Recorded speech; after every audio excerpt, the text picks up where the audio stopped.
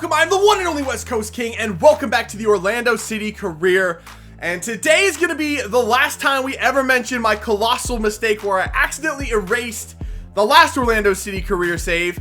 I'm not going to do that again. I'll be much more careful in the future. But today we're getting back in, and the results of the voting, you guys wanted me to restart season number 2, so that is what we're going to do. You can see we're on 0 games played and 0 points starting season number 2. So there's a couple of things we need to take care of before we actually start playing some games in regards to showing you what the team looks like right now, and of course the youth academy as well. So let's get into that. So here is what our starting 11 looks like right now. Obviously Ramos is on a red card. I'm going to take him out, but I wanted to leave him in there while I showed you this little screen. So some of the players did not quite get back to where they were when we left off in the original series. I'm going to go through every player and tell you whether or not they're up, down, or even with where they were before. So let's go through this real quick. Kyle Aaron is currently down 1. He was at 75 in the last series. Kaká actually went up. He grew. I did not expect that at all. He's up to 83 actually, which is up +1.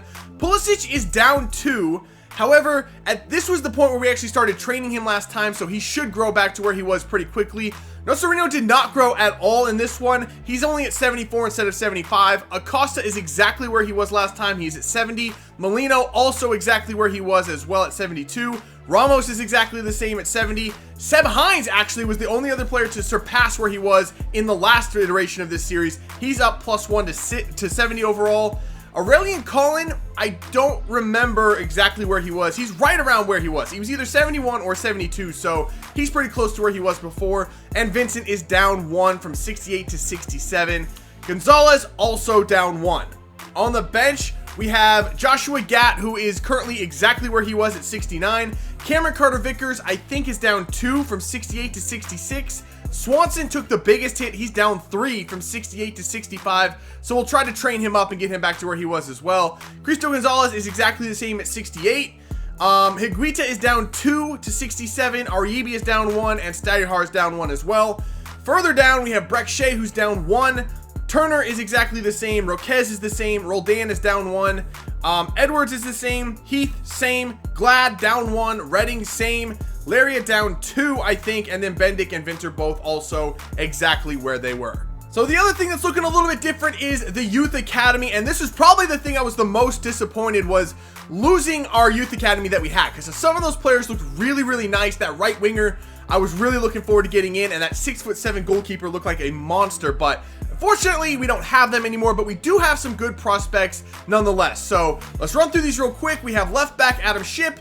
Pretty decent looking, 73 to 87 potential. Ben Lade as center defensive mid looks really nice. Though he's only 5'3", he should grow a little bit height-wise and then be a viable option for us. 79 to 93 potential. Cameron Scott, another left back. This one's even better, 79 to 94 potential. Chad Melia, 70 to 82 center defensive mid. Maybe we'll have to see on him. Corey Mule, I don't know how to say that guy's name. That guy's name's a joke, whatever. 78 to 94 potential as a goalkeeper, looks really, really nice. He's 6'2" though instead of 6'7", which is a little disappointing, but still a definite option for us at goalkeeper at some point. Nick Arnaud, a right winger. So we do have another right winger. He's just not the same kind of player. 72 to 84 potential. And Ryan Villafana, 77 to 94, another goalkeeper. We'll have to see on him. I'm not really sure if we want to keep him or not, but either way, some decent looking prospects. Not quite the same ones, but we're still looking all right as far as our youth academy goes. All right, so now we can finally get in and play our first games of season number 2. From now on, from this point forward, we will never mention the fact that we had to restart this series ever again. We're never going to mention the season 2 that we already started and had to stop. This is now the start of season number 2 in the Orlando City career. So let's get this thing started. Opening day against San Jose.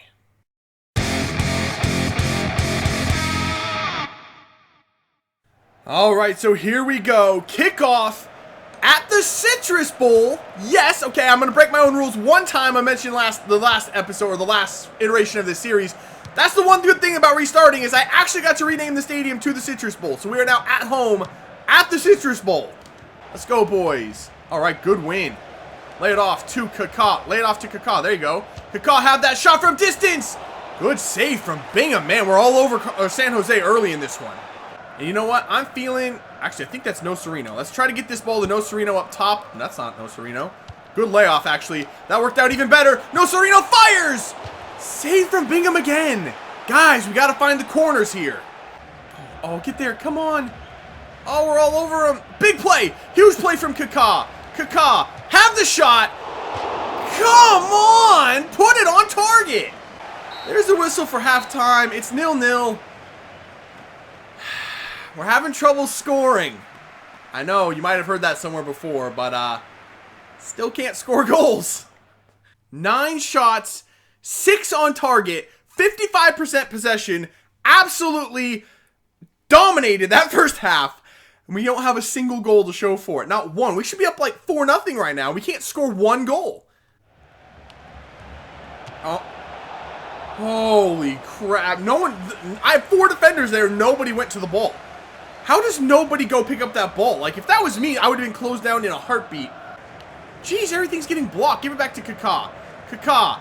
Here we go. Kaká's got it. Nope. Okay, we have a man open, though. It's Turner. Tyler Turner, you the one to score the goal. He is. It's the backup right back. Tyler Turner puts us on the board. 55 minutes into this thing. It's 1-0 over San Jose. It was all scrappy play. Somehow we were getting the lucky bounces. They were coming right back to us. And Tyler Turner hits a soft looping shot over the goalkeeper. I don't know how that was the goal we scored, but I'll take it. 1-0.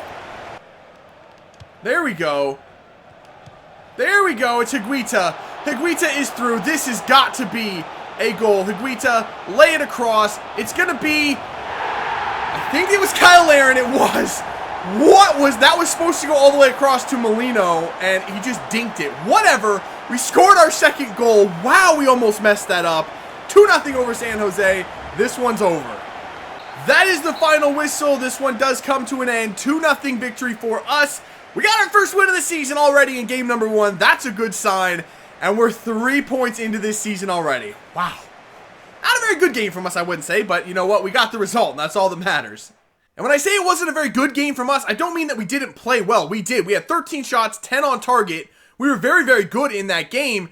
It's just that our finishing is so bad. Like, we should score, on 10 shots on target, we should score more than 2 goals. Obviously, I mean, that's what I mean by we didn't play very good. We have to do better finishing. Alright, so the next game up is going to be on the road at Colorado. I only have 2 changes to the starting 11. Ramos at right back is back from his suspension, so he is in there. And Ben Swanson is in there in place of Acosta, mostly for fitness reasons. Also, Swanson said that he's in good form and he wants a game. He's not wrong. He is in really good form right now, so I put him in there as well. And we get a 1-1 draw on the road. Okay, we'll take the point. And we are back home now in Florida for this next game against Toronto. They're a very, very good team. We had troubles with them in the past, so hopefully we can rectify those here. We only have a couple of changes to the starting 11 for this one. Acosta is back in there, and Joshua Gatt's going to get the start in the right midfield spot. Just felt like giving him a game as well. And you can see Pulisic has grown up +1 to 71 now. So I told you it wouldn't take too long for him to get back to where he was. So let's get in here and let's play Toronto.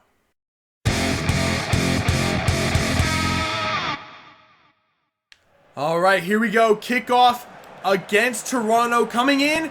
We're actually in first place after 2 games. Toronto, I think, is in 6th. So they've got their work cut out for them. They're off to a little bit of a slow start. We're off to a really good start, though. If they score off of this stupid free kick, I hate these. There we go. Beautiful. Larin to Kaká. Kaká gets around a man. Here we go. Kaká, play it straight up there for Joshua Gatt. That is definitely the man we want. Who is running him down? That's impossible. And now I missed all of my runners coming into the box, and I've completely blown that opportunity. That one's on me. Now to Gatt. Come on, Gatt. Gatt, go by that guy. Big play, Joshua Gatt. Come on, man. Pull it back in there. No. Larin, please finish. How do these keepers keep making these saves? That's why we can't score goals. Look at this save from Clint Irwin. It's not even possible. Can you make something happen with it, Pulisic? No. There's another man. It's Larin. Larin turned. Larin shoots. Larin scores. Another soft shot that goes in. Like, my really, really good-looking shots always get saved. But the soft little lollipop shots like that somehow always go in. To be fair, though, we have been dominating this game once again. But this turn on his weak foot, a 180 little chip shot that just, like, how does that one go in? I don't understand it. I'll take it. I don't understand it, though. There it is to Kellen Acosta. Can we get the ball over the top to Laren? He muscles that guy. Laren, you're going to have to take ref. That better be a red card. That was from behind, denying a clear goal scoring opportunity. That had better be it's just yellow. This ref is insane. All right, either way, that's going to give us a really good opportunity with Kaká. They put Michael Bradley right there, though. That's a bit of a problem. But either way, Kaká, up and down. I didn't hit it hard enough. Yes, I did. Kaká bangs it home. We deserved that goal anyway. They took it away from Laren, though, and gave it to Kaká. I'll live with that. 2-0 over Toronto. What a free kick from Kaká. Finally, he's been hitting the free kicks. That's 2 in this career thus far, and I expect a lot more to come. Play the ball forward for Laren. He's tired. Laren, hold it up. I'll play it through one more time. It's going to be Cristo Gonzalez. Gonzalez, finish this thing. Are you kidding? Are you actually serious? All right. We've got a corner. Now I really want this extra goal just to prove to me that we can actually do this. Ben Swanson! Ask and you shall receive. They're coming from one of the most unlikeliest places. First Tyler Turner in the first game.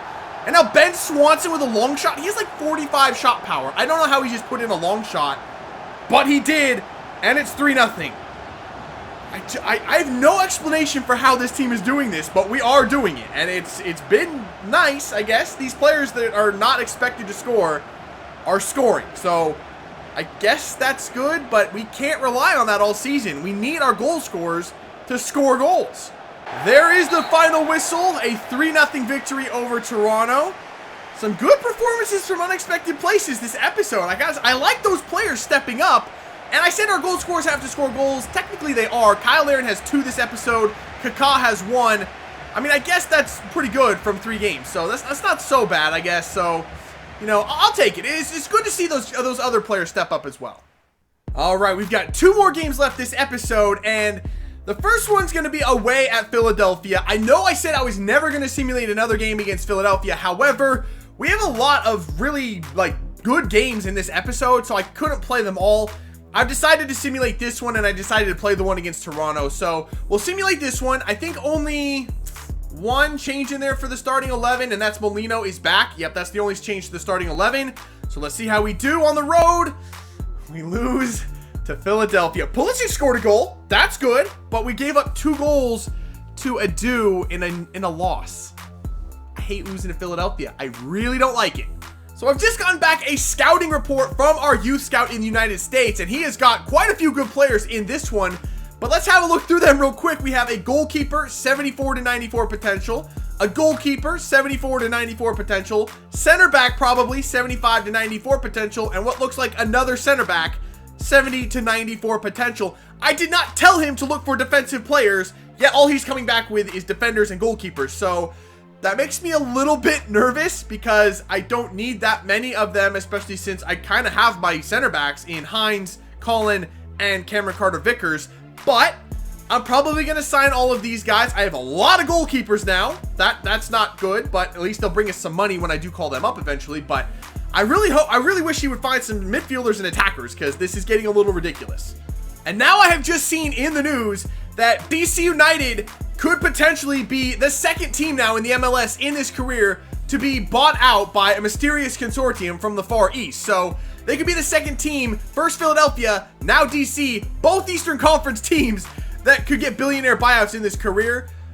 If they start buying ridiculous players for lots and lots of money, I have no idea how we're going to compete with that. It's going to make our job much, much more difficult, but it'll also keep it interesting. So I guess I can't really complain about that, but I have no idea how we're going to compete with those teams if this does happen. So now on to the final game of this episode. We're back home for a game against the LA Galaxy. I've only made 1 change to the starting 11. I swapped Molino back out, or Molino, not Nolino, Molino back out for Joshua Gatt because Molino, he's been bad so far in this season, and he's actually in bad form now. So I'm going to let Gatt take his spot. We lose again at home. We let Robbie Keane get a brace against us. Kaká scored. It could have been worse, though. Gerard also missed a penalty. For God's sakes, you guys, please. Simulations have not been our friend so far. All right, so we're going to leave this episode right here. Through 5 games, we find ourselves in 5th place. At least I won both of my games. The simulations, though, we've gone 0-1-2. That's not good. I expected a little bit more from that. But unfortunately, that's what happens when you simulate games. It's a 50-50 crapshoot. Sometimes it makes sense, sometimes it doesn't. I don't think we should have lost a couple of those games, but still, dropping points is never easy. But that's also kind of why I'm simulating games, to keep it interesting and let the team play for themselves. They just got to play better. I mean, there's not a lot I can do about that, but as we can see, our old friends Philadelphia, who we lost to in this episode, are up in first place. We're 5 points back, and they have a game in hand. Holy crap, that's not good. They are running away with the Eastern Conference already. Wow, okay. Well, we've got our work cut out for us next time. So that's going to do it for this one. If you had as much fun as I did, make sure to let me know, leave a like below. Subscribe if you're new, and I will see you when we come back with some more Orlando City Career. See ya.